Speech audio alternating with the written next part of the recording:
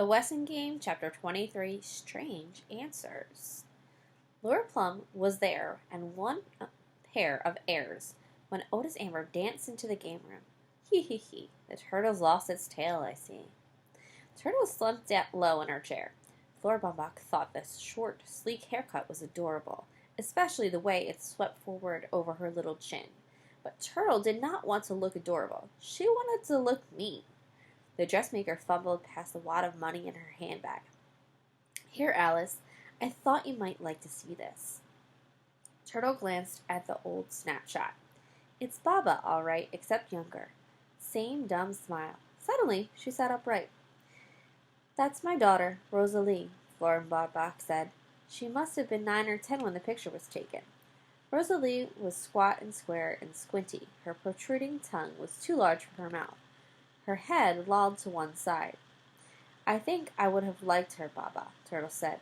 Rosalie looks like she was a very happy person. She must have been nice to have around. Thump, thump, thump, thump. Here comes the victim, Seidel Polanski announced. Angela greeted her sister with a wave of her crimson-streaked healing hand. Turtle had convinced her not to confess. It would mean a criminal record. It would kill their mother, and no one would believe her anyhow. I like your haircut. Thanks, Turtle replied. Now Angela had to love her forever. Most of the heirs had to comment on Turtle's hair. You look like a real businesswoman, Sandy said.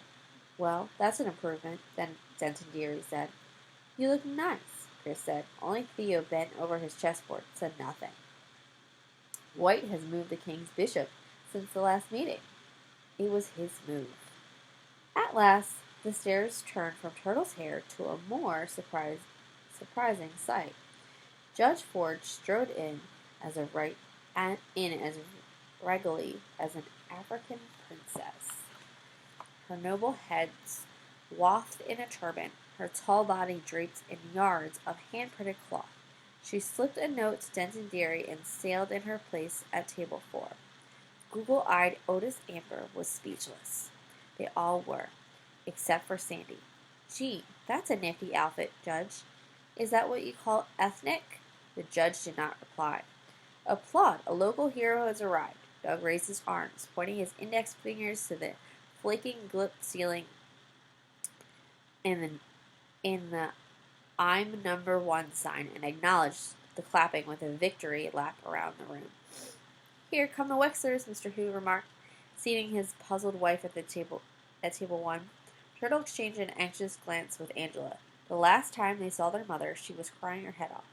Now the tears were gone from her bleary eyes, but she was staggering, giggling. Her hair was a mess. Sorry we're late, Jake apologized. We lost track of time. They had been clinking wine glasses in a small cafe they used to go to before they were married, toasting good times. They had had many good times together, many good memories shared, it seems. 3 big wine bottles full. Happy Grace waved at the heirs. She felt so wonderful, so overflowing with love for Jake, for everybody. Hi, Mom, Turtle called. Grace blinked at the young short-haired girl. Who's that? She greeted his partner with a, How are you this fine day? Doug Wynne, replied Madame Hu. Having opened the door to the last of the heirs, a tense and troubled Crow took her seat next to Otis Amber. Ghost threatened, she waited for the unseen. Hey, lawyer, can we open these? Otis Amber shouted, waving an envelope. A similar envelope lay on each table. His forehead creased with uncertainty. Ed Plum fumbled through his papers. I guess so, was his opinion. Cheers erupted as the heirs withdrew their checks.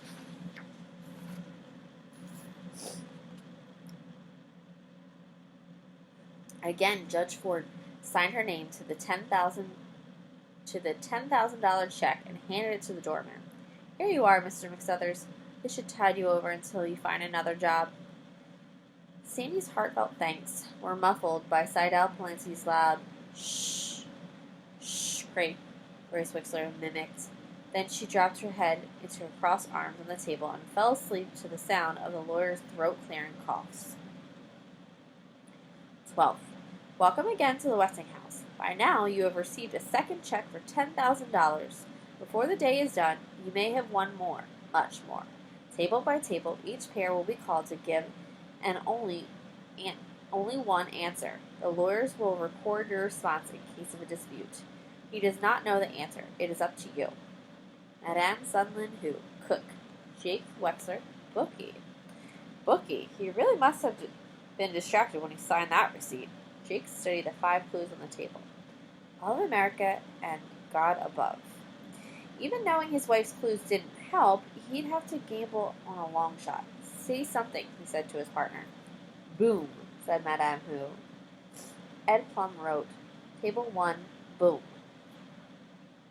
Flora Bumbach, dressmaker, Turtle Wexler, financer.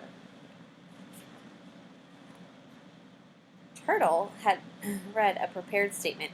In spite of the fact that the stock market dropped 30 points since we received our $10,000, we have increased our capital to $11,587.50, an appreciation of 27.8% calculated on an annual basis.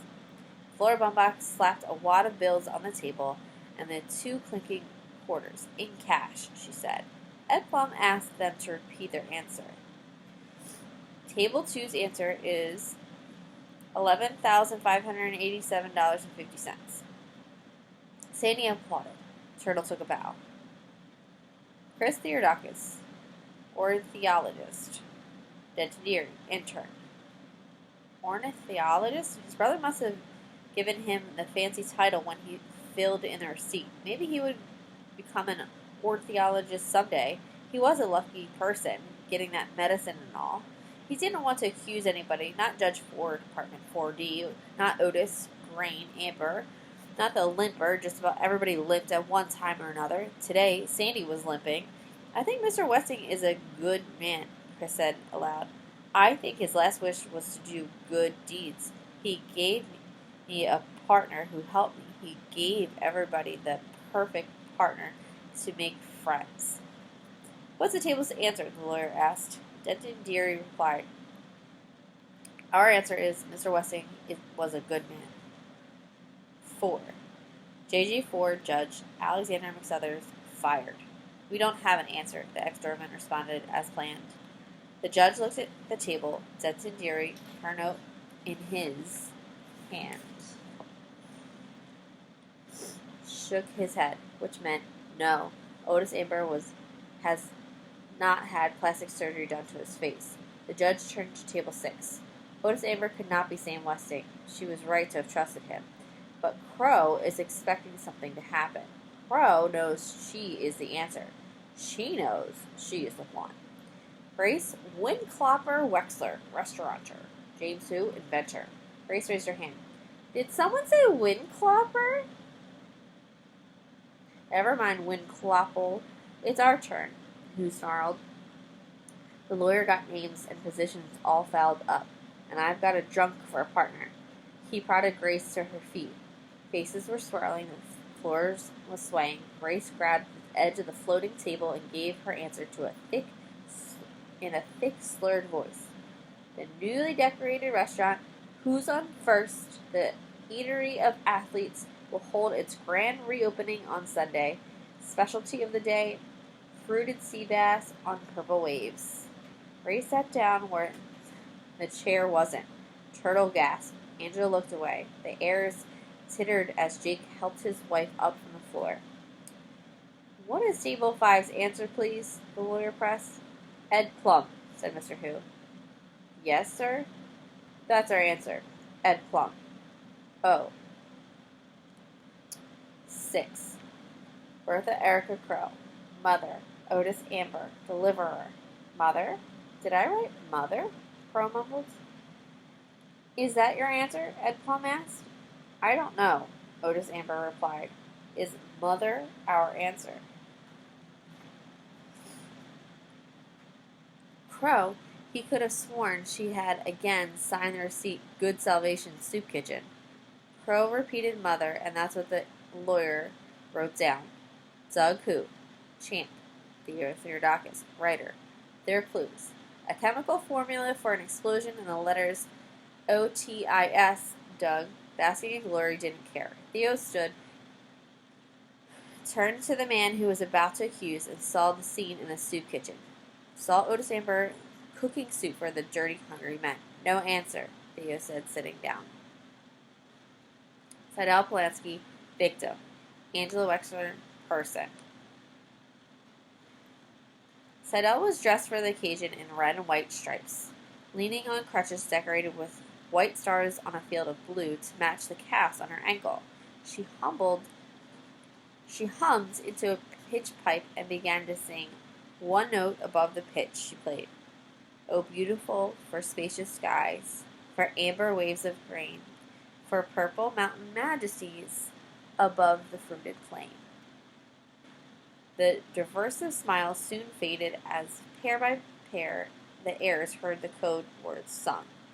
America, America, God shed his grace on thee, and crowned thy gold with brotherhood from sea to shining sea.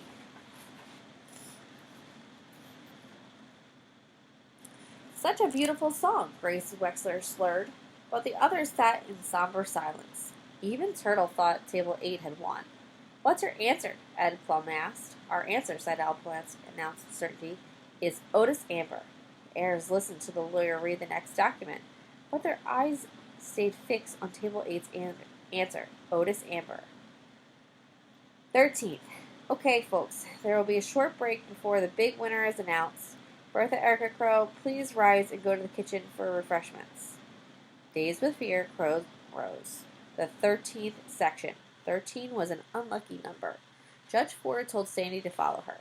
Hey, Crow, old pal, do me a favor and fill this for me, he said, handing her his flask as they left through the door. I'll go on the wagon starting morning. I'll go on the wagon starting tomorrow, promise. Angela left the room, too, concerned over Crow's trance-like state. Turtle followed Angela to make sure she didn't end up in the fireworks room again. The judge remained seated, watching the remaining heirs, who were watching Otis Amber. The delivery boy had enough of their suspicions. He swept a pointed finger across their range, imitating the sound of a machine gun. Rat-a-tat-tat-tat-tat. Crow and Angela came back with 2 large trays. Turtle returned empty-handed, puzzled, but much relieved. The judge joined Denton Deary and Chris at the table 3, bringing a plate of small cakes with her. None of the heirs had plastic surgery as far as I can tell, the intern remarked. But your partner sure could have used some. The judge studied Sandy McSuther's prize fighter's face as he leaned against the open doorway. Their eyes met and he lifted his flask in salute. Anybody want a drink? Sure, Grace Wexler replied with a giggle, but Jake gave her a cup of strong black coffee instead. We must keep our wits about us, Mr. McSuthers, Judge Ford said, walking toward him. Sam Westing has not made his final move. Nothing like scotch to clear the head, he replied. He took a long swig, coughed, wiped his mouth on his sleeve of his uniform, and glared at Crow with narrowed, watery eyes. Theo grinned down at the chess table. White had made another move. A careless move. He licked the cake crumbs from his fingers, wiped his hand on a Westing paper tea napkin, and took his opponent's queen from the board. At least he had won the chess game. Perched on the corner of table 8, the young lawyer tried to start a conversation with Angela, ignoring Seidel Polanski, who twice asked, Surely you must have the answer, Mr. Plum. She nudged her partner. Surely you must have the answer, Mr. Plum, Angela repeated sweetly. Oh, of course. At least, I assume I do, he replied. My instructions are to open the documents one by one at the scheduled time.